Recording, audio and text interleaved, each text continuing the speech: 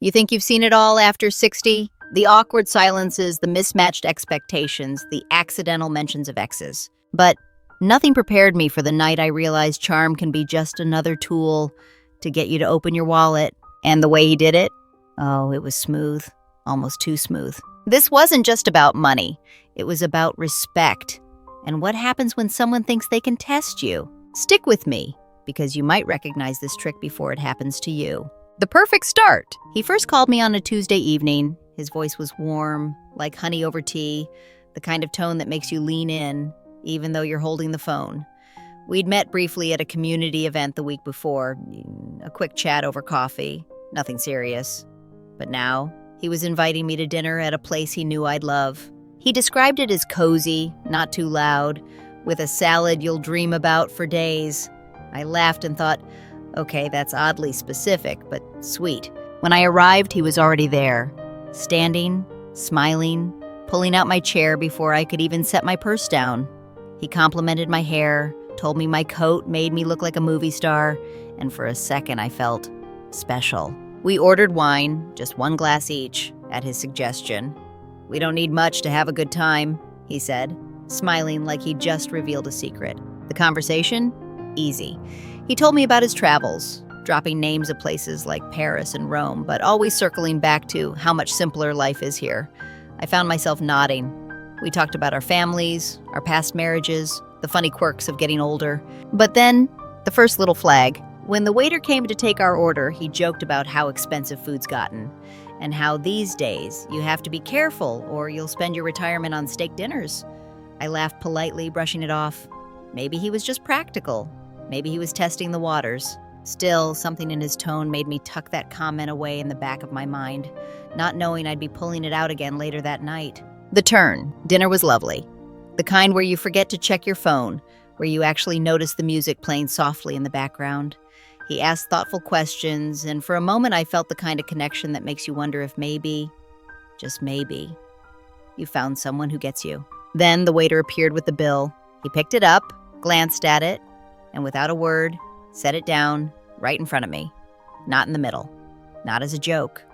Right. In front of me. I froze for half a second, waiting for the just kidding smile. It never came. Instead, he leaned back in his chair, folded his arms, and said, "You don't mind picking this one up, do you? Women these days are independent, right?"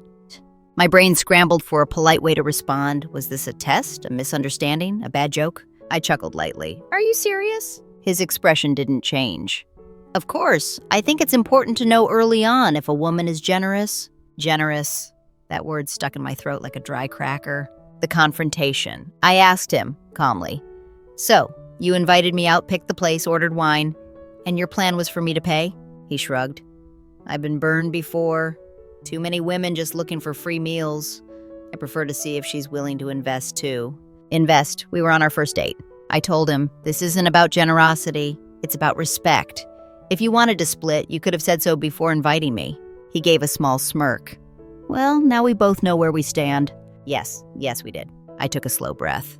My first instinct was to get up and walk out, but I didn't want to cause a scene. So I paid for my meal, and yes, for his. I handed over my card with a smile so cold it could have frozen the wine. The lesson. When I walked to my car, the night air felt sharper than usual. It wasn't the $85 that stung, and it was realizing how quickly kindness can be manipulated. The truth? Dating after 60 can be beautiful, but it can also be a hunting ground for people looking for more than just love. They want comfort, convenience, sometimes even a caretaker or a wallet. We have to look for the early signs, the harmless jokes about money, the way they talk about generosity, as if it's a test you have to pass, the expectation that your value is measured by what you can provide. Because here's the thing, a real partner doesn't need to test you. They build trust with you. Would I see him again? No, but I'm oddly grateful it happened. Because now I know exactly what to watch for. If you're dating after 60, remember this. Your kindness is a gift, not a free pass for someone else's dinner. Pay attention to the hints. If something feels off, trust that little voice. I'd love to hear from you. Has something like this ever happened to you? Tell me in the comments because your story might help someone else avoid the same trap. And if you want more real, unfiltered conversations about dating, love, and life after 60, subscribe and join our community. We're in this together.